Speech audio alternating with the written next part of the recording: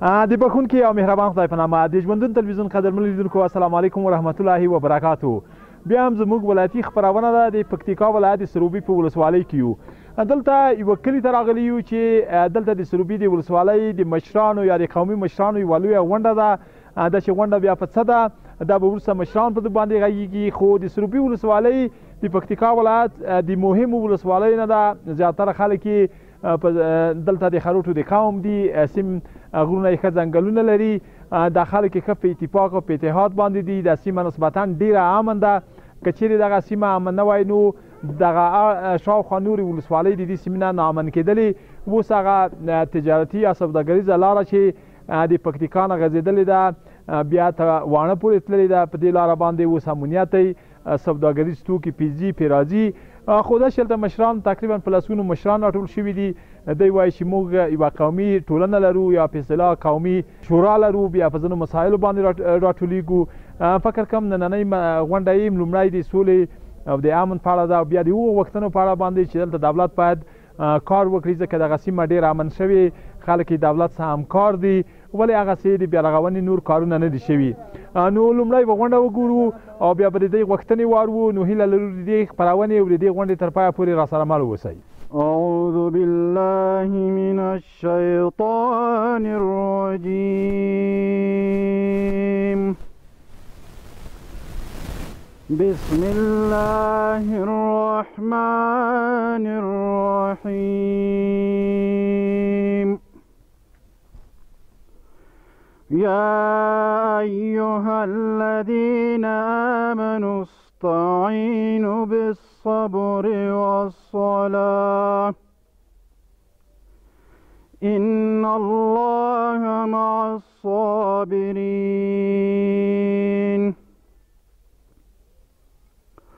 ولا تقولوا لمن يقتل في سبيل الله أموات بل أحياء ولكن لا تشعرون. ولنبلونكم بشيء من الخوف والجوع ونقص من الأموال والأنفس والثمرات وبشر الصابرين الذين إذا أصابتهم مصيبة قالوا إنا لله وإنا إليه راجعون. سبحان ربك رب العزة عما يصفون وسلام على المرسلين والحمد لله رب العالمين. بسم الله الرحمن الرحیم. دغه نن غونډه چې موږ د خروټې د یووالي د انتفاق غونډه م جوړه کړې ده. لکه مخکې چې موږ غونډه جوړه کړې وه د هغې غونډې په ملاتړ باندې بله غونډه کوو، نورې غونډې هم کوو. لکه زموږ د خروټې د قوم ډاکټر مداشم مشر هم ټاکلی ده او د اولخان معاون ده. نورې به هم غونډې جوړوو. هر سړی به خپل نظر ورکوي، په کوم ځای کې غلطي په هغو غلطیانو به اعتراضونه نسو، هغه غلطیانې به اصلاح کوو. که کومې غلطیانې مثال پار مشر کې وه، پار کشر کې وه، په موږ کومندان کې وه، په بل کې وه، هغه ته به موږ یایو. أعوذ بالله من الشيطان الرجيم. بسم الله الرحمن الرحيم. الحمد لله كفى والصلاة والسلام على رسول الله. أما بعد فأعوذ بالله من الشيطان الرجيم. بسم الله الرحمن الرحيم. اولا د ژوندون ټي وي ژورنالیستانو او کارکوونکو همکارانو او قومي مشرانو راغلو میلمنو ته ښه راغلاست وایم. نیکې هیلې احترامات ورته وړاندې کوم. اما بعد زه په یوه څو مشخصو موضوعګانو خبرې کوم، ځکه چې دلته د موږ قومي مشران، مدني فعالان، ځوانان، ښه کدرونه او ښه استعدادونه راغلي دي. سروبي ولسوالي چې له مرکز نه په اوسط ډول باندې لرې ولسوالي ده، ذکر شوې ولسوالي 650 کیلومتره مربع مساحت لري او د نفوس شمیر یې تخمینا 15,000 نفر ورته رسیږي. د سروبي ولسوالي کې ټول خروټي قومونه میشت دي. موږ د خروټي قومونه د خپل کلتور او عنعناتو مطابق د یووالي جرګه لرو او په حسب د ضرورت او مشکلاتو جرګه راغونډیږي او هر نوع مشکلاتو ته رسیدګي کوي او د خپل دستور له مخې مشکلاتو ته د پای ټکی ږدي. نن چې موږ راټول شوي یو په یوه مشخصه موضوع راټول شوي یو چې صلح ده. د صلح په اړوند باید خبرې وکړو تر څو خپل دیني او مذهبي عقیدوي او کلتوري مسؤلیت مو ادا کړی وي او د صلح غږ له دې جکو ځکه چې الله پاک په قرآن شریف کې فرمایي انما المؤمنون اخوة فاصلحوا بین اخویکم. تاسې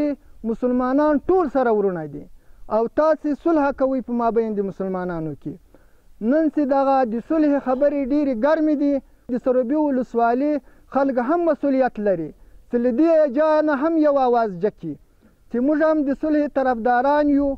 او دا د سروبي ولسوالي مشیرانو سپین ږیرو او دې ځوانانو چې له موږ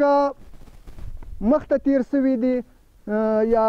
مړ سوي دي یا ژوندي پاتې دي په وخت د انګریزانو کې په وخت د روسانو کې سخته قرباني ورکړې دي سختې مبارزې کړې دي. موږ هم د هغو لاره تعقیبوو تر څو پورې دې منزل ته ورسېږو. دا مبارزه به کوو او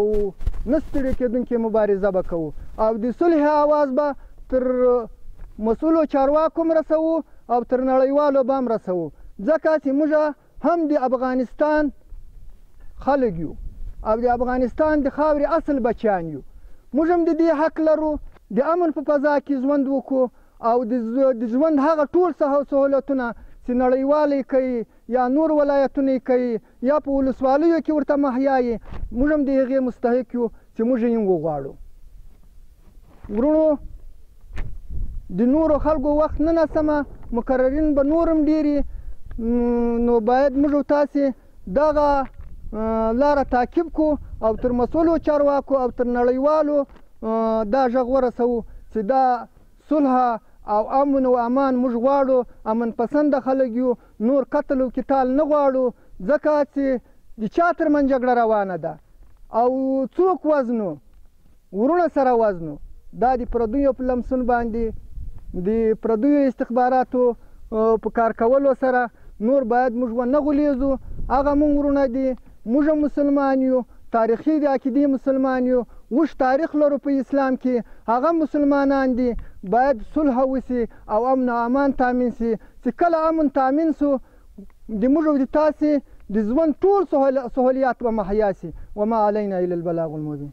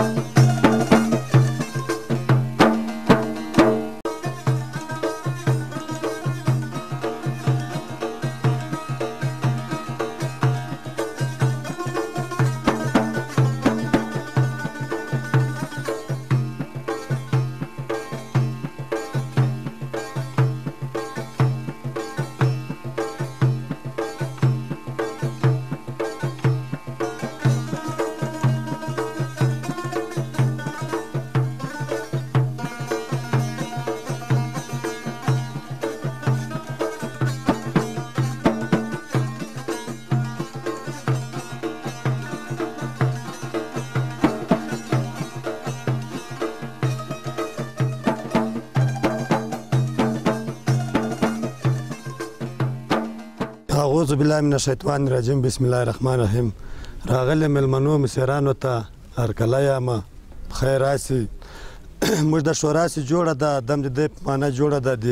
ورګون کې موږ شورا لرو چې مداشه مې رئیس ته زه مامن یم د هغې په ملاتړ جوړه ده د شورا دغې په هغه ده چې موږ د خروټ یو اتفاق یو اتحاد جوړ شي اوس د موږ خروټ چې کله د هغه وخت راشي د پرلمان چې څوک پرلمان ته ځي موږ خروټ واک رایه نور خلکو ته ورکړي به اتفاق خلک یو باید موږ خپل یو پرلمان کې وکیل ولرو او یو سناتور ولرو او یو اتفاق مې ان شاء الله امنیت هم د موږ په باره کې تر ټولو ولسوالیو تر ټول افغانستان د موږ ولسوالۍ په امنیت کې لا اول نمبر ده ښه امنیت لرو او حکومت موږ سره یوه مرسته هم نه ده کړې نه مشر سره کړې نه معرف برخه کې را سره کړې ده نه په بندو کې نه په روډو کې را سره کړې حکومت هم له چا سره مرستې کوي چې هغه سره 10 کیلو زري موږ خو هغه خلک نه یو موږ غریبان د غرو کوچان خلک یو یو بزم نه لرو کني 10 کیلو زر خو نه لرو حکومت موږ ډیر مایوس وي باید حکومت موږ سره مرسته وکړي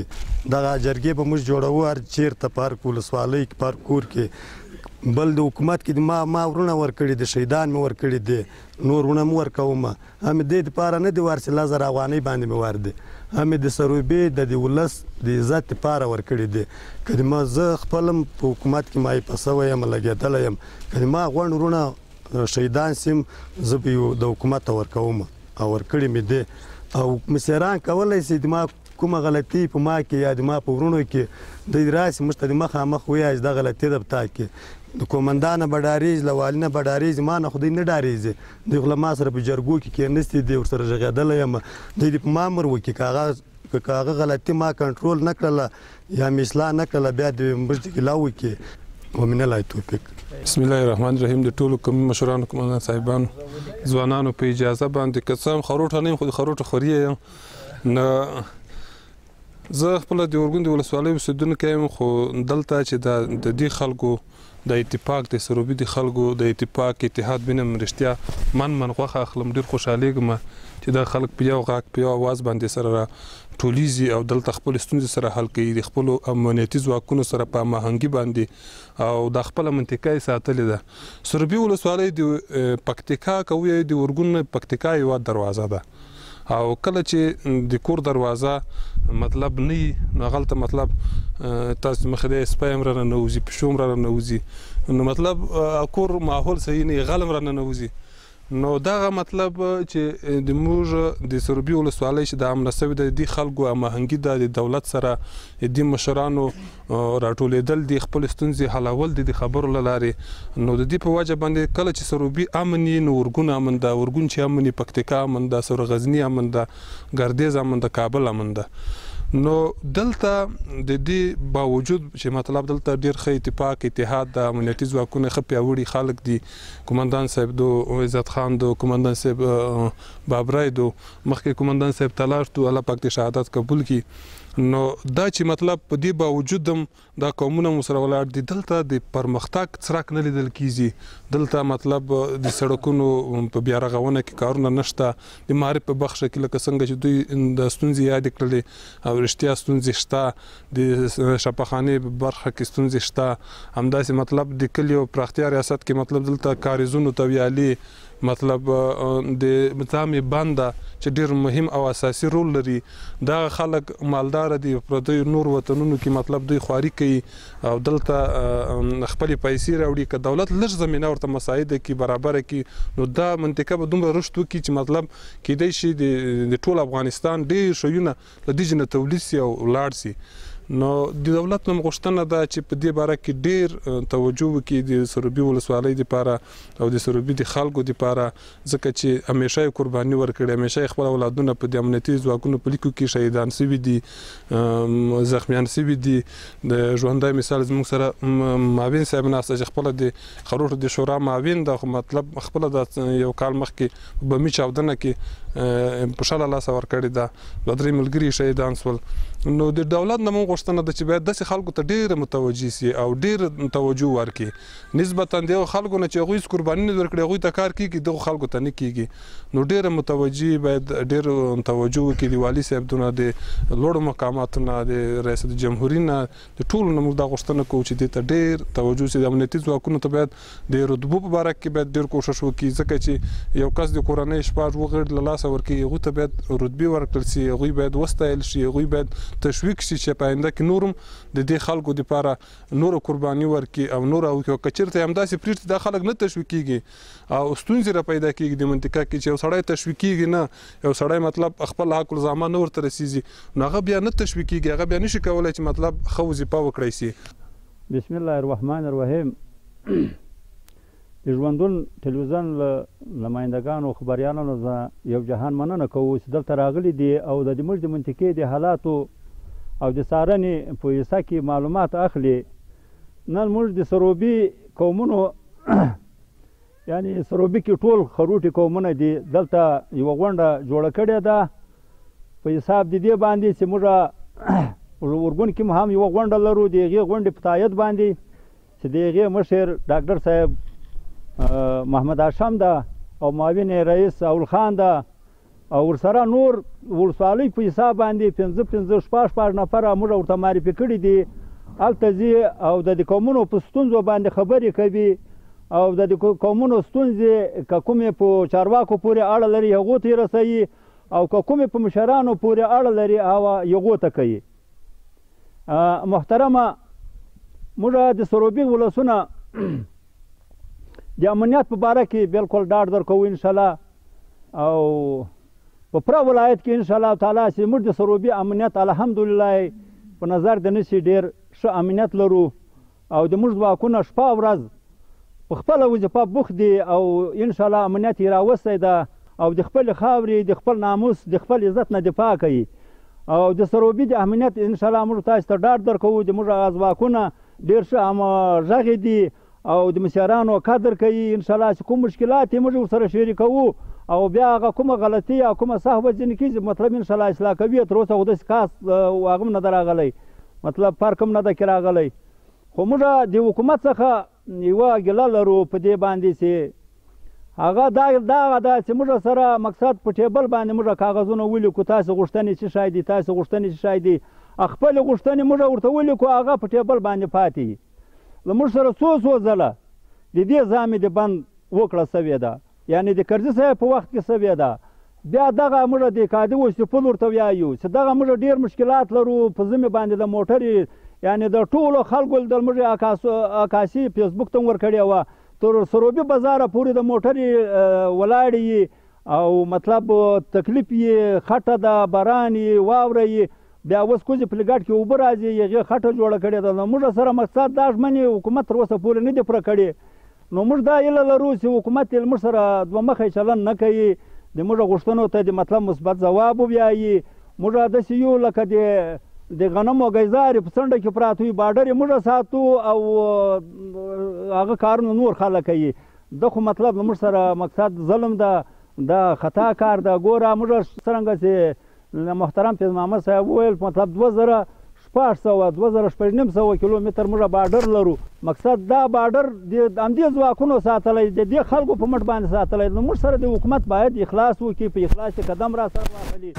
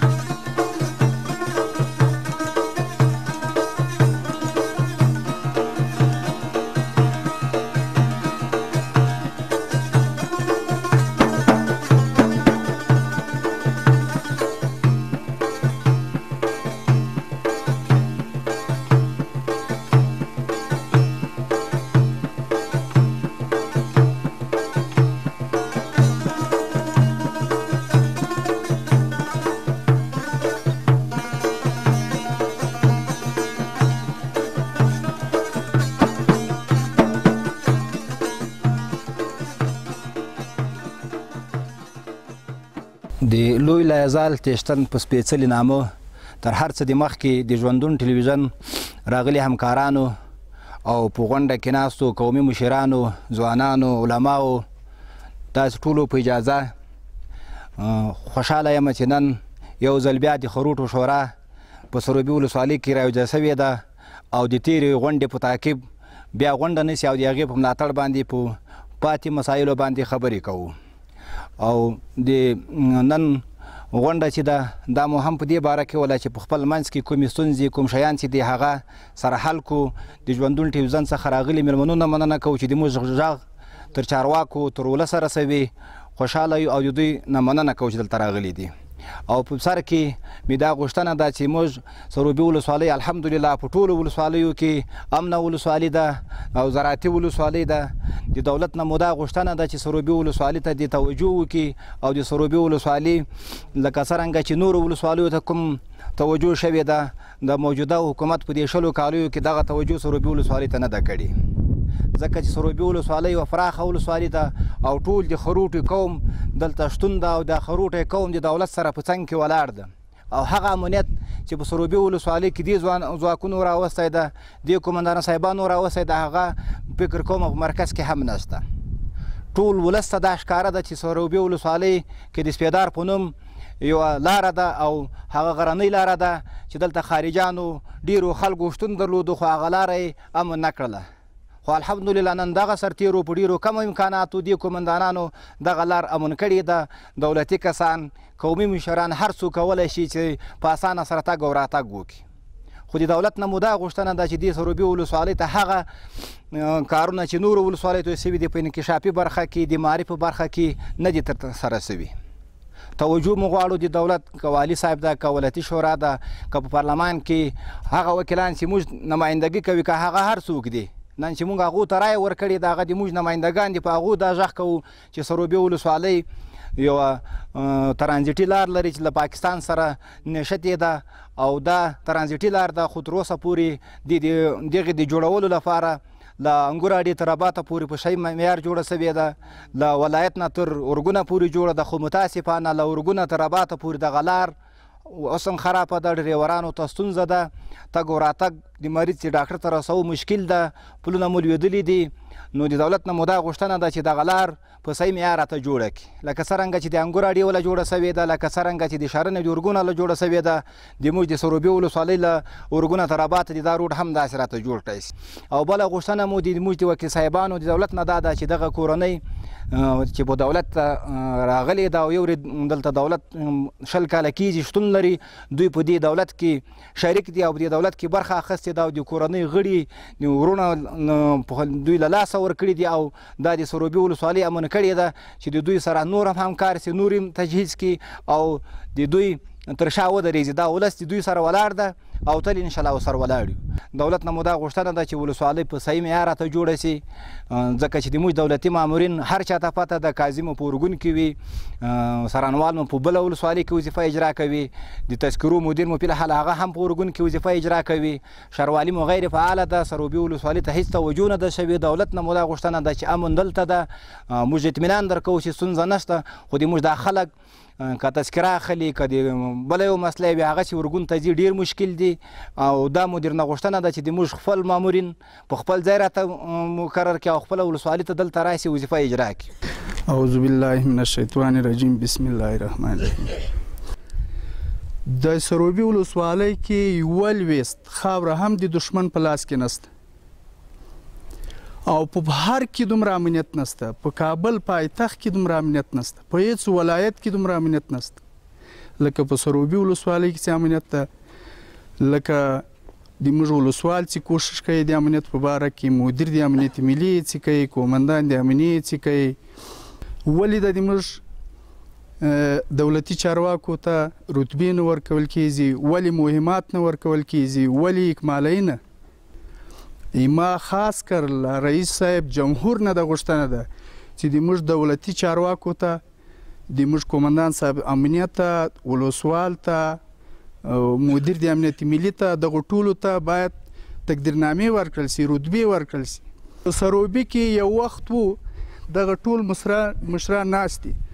امریکایان په سپیدار نه سوی اوښتی د برسیره به جیټ و د لاندې به ټانګان و هغه هم نه سوی تلی خو دغه د شهید دری خان برکت ده د دری خان د ورونو برکت ده چې نن په سروبي کې په اډر پورې دغه خبریالان مشران نظامیان والیان کومندان د امنیې دغه ټول په آزاد یو موټر کې تلی سي هیڅ یو باډیګارډ ته ضرورت نشته هیڅ یو سلاد نه ورسره وړي اوس راځو دته چې هیا دغه دولت چې دومره خدمت هم ورته وکړي نو زه د یوې رتبې حق نه لرم زه د مهماتو حق نه لرم مهمات هم په خپلو پیسو واخم رتبه هم په پیسو واخم ولې زه د دې خاورې بچی نه یم موږ له خپل دولت نه دا غوښتنه کوو چې د موږ امنیتي ځواکو ته د رتبې ورکړل سي او د موږ په امنیت کې باید لاس ونه وهي ځکه دغه خاوره د وینو په بدله ساتل سوې ده دغه خاوره د وینو او د زخمیانو د شهیدانو په بدله ساتل سوې ده دا د دری خان برکت ته چې دلته په سروبي کې دومره امنیت ته او د ورونو برکت ته موږ غوښتنه له دولت نه دغه ده چې د موږ د سروبي د امنیت کې لاس مه وهه او ته که څوک تبدیلي کوې په هر بخش کې که په ولسوال سره مدیر د امنیت ملي سره کومندان د امنیې سره ته باید د سروبي د قومونو مشرانو سره مشوره وکړي اعوذ بالله من الشیطان الرجیم بسم الله الرحمن الرحیم اول خو قومي مشرانو ځوانانو کومندانانو ته راشنا یم چې دلته ټول راغلي دي ډیره مننه ورځي کوم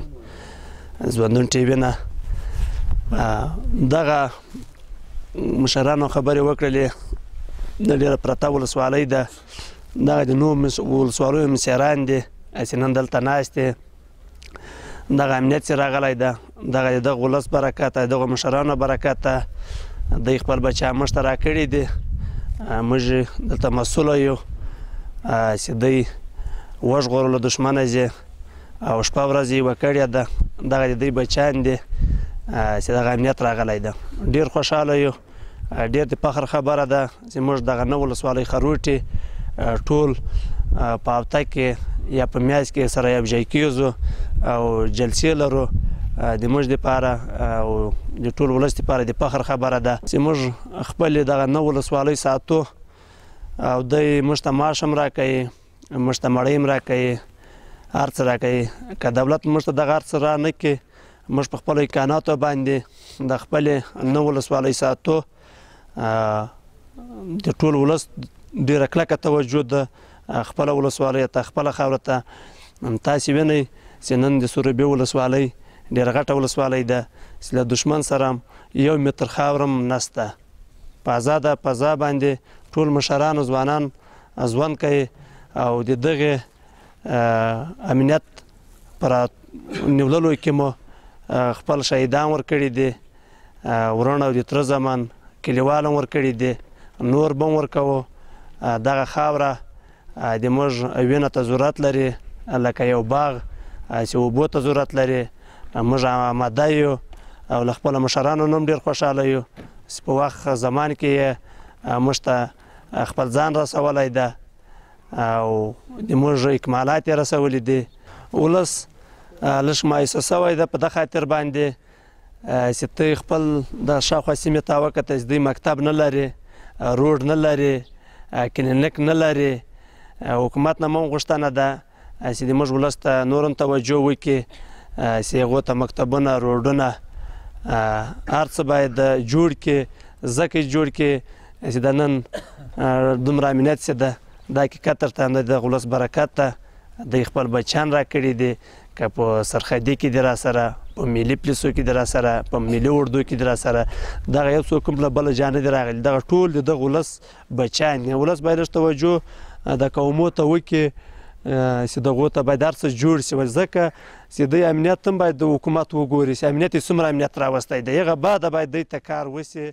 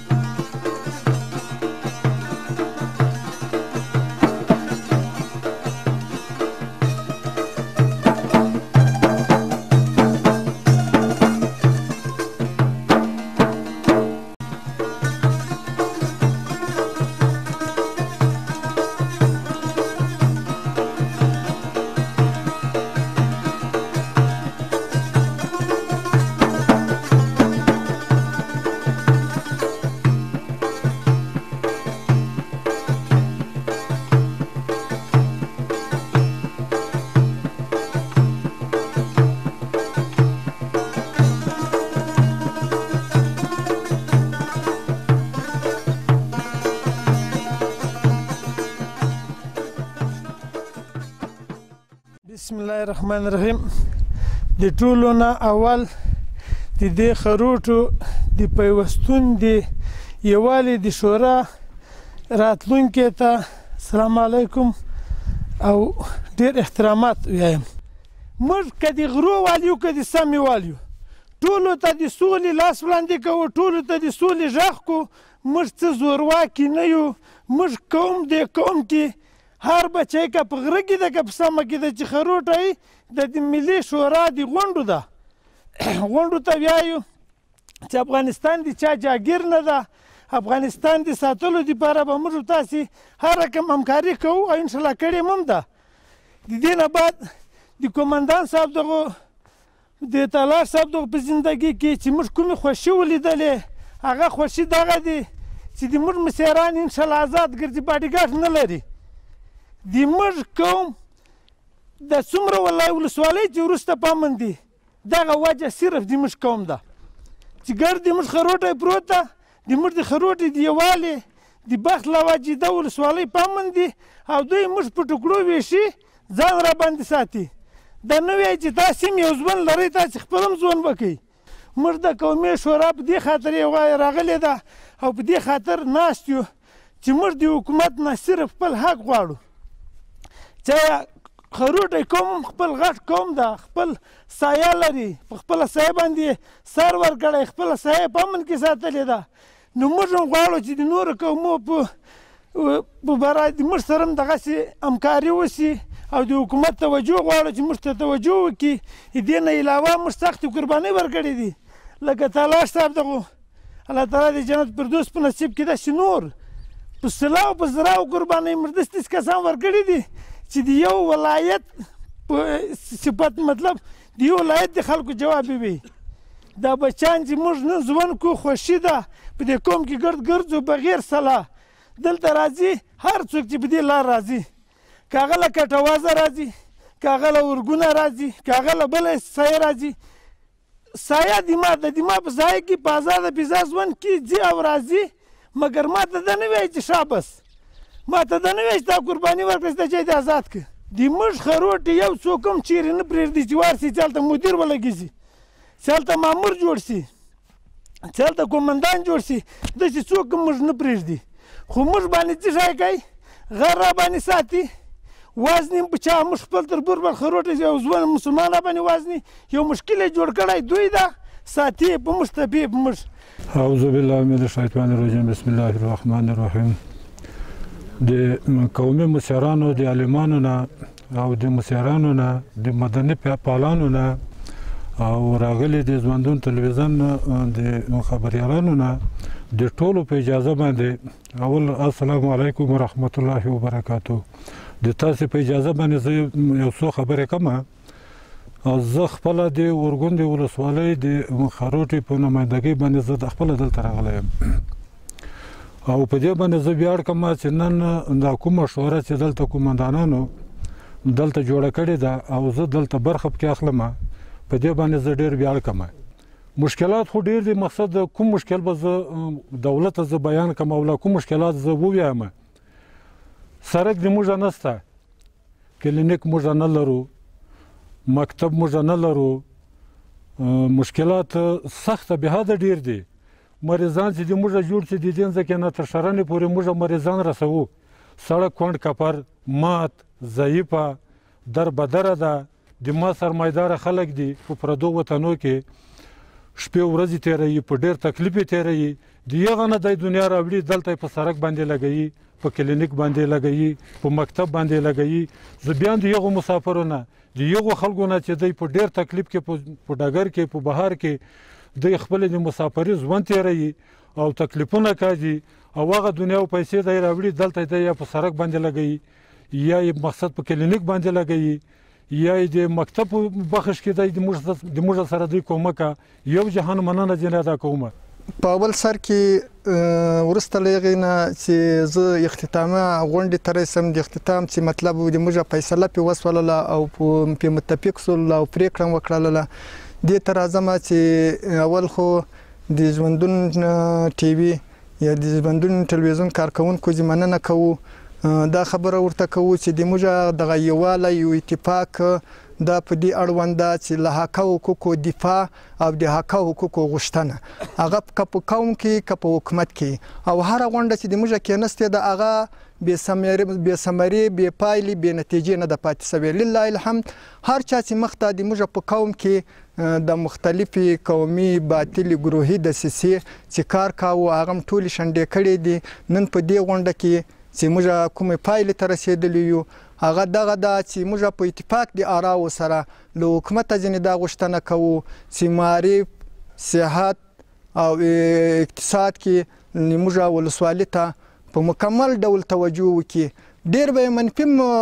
کارونه نه بیانوو مثبت کارونه به هم سوي خو هغه د ګوتو په شمېر دي همدا غوښتنه هم دغه ده چې دغه د انګور اډې او د ورګونو لاره راته ترانزیټ کې په دوم قدم کې دغه معارف ته رشد ورکړي هغه مسلکي استادان راته راولېږي چې د موږ راتلونکی نسل ورته مستفید سي او له نورې دنیا سره سیالان سي او حتی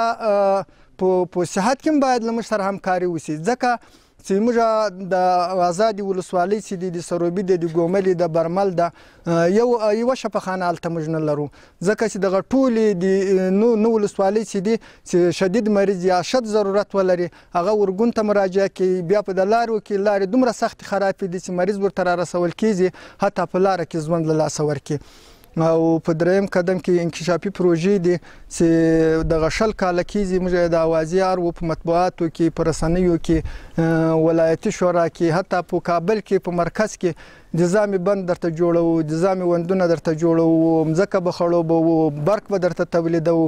خو دا په د 20 کاله کې موږ دغه ثمره او نتیجه نه ولیدله د موږ ټول په اتفاق د آراو سره د پریکړه وکړله چې دغه درو شیانو ته چې لار ترانزیټي ده صحت او معارف ده او وندونه دي په دغو کې به حکومت موږ ته توجه وکړي بسم الله الرحمن الرحیم د ژوندون تلویزیون ټولو لیدونکو ته سلامونه نیکې دي د پکتیکا په سطحه د ټولو لویو پروژې د افتتاح شاهد و چې هغه د پلتو بند نو په هغه سفر کې د سیمه ییزو ارګانو خپلواکي ادارې لوی رئیس و د اوبو د چارو تنظیم د ملي ادارې رئیس و د ملي شرکت رئیس و عطاش صاحب او ځینو نورو لوړپوړو چارواکي وو دوی ژمنه وکړه چې په راتلونکو 2 میاشتو کې به د پکتیکا ولایت کې 2 نور بندونه چې یو ګوملټو ده او بل د ځامې بند ده دی به د بنسټ ډبره ږدي دوی وعده کړې ده ان شاء الله موږ باوري یو چې په عمل میاشت کې د 2 بندونو د بنسټ ډبره کېښودل شي او عملاً کار نه شروع شي په پکتیکا ولایت کې سږ کال په جریان کې د 4.2 میلیارډ افغانۍ په ارزښت باندې پروژې روانې وي ځینې بشپړې شوي دي او ځینې د بشپړېدو په حال کې دي چې له ټولو نه اساسي پروژې د پکتیکا ولایت د زرغونشار ولسوالۍ نه تر جانخیل ولسوالۍ پورې پوخ سړک د ګیانې ولسوالۍ د سړک سروې و د پانتون ودانۍ تدریسي ودانۍ و د پانتون د لیلې ودانۍ و د کرونا په پیر کې د 130 میلیون افغانۍ په ارزښت باندې بیلابېل پروژې وي چې سړي خونې پکې شامل وي او ځینې داسې نورې پروژې پکې شامل وي سږ کال موږ د پکتیکا ولایت په کټواز په سیمه کې د تیلو سروې ده هوایي سروې ده چې 340 میلیون افغانۍ لګښت پرې راځي د پکتیکا ولایت د یوسف خیل ولسوالۍ نه تر بکخیل ولسوالۍ پورې سړک ده چې هغه په اساسي ډول باندې رغول کیږي او ځینې نورې د مکتبونو پروژې دي 12 بابه کلینیکونه دي د مرکز کرنې سلب سریز روغتون ده او داسې نورې پلسګونو پروژې لرو چې هغه به عملي شي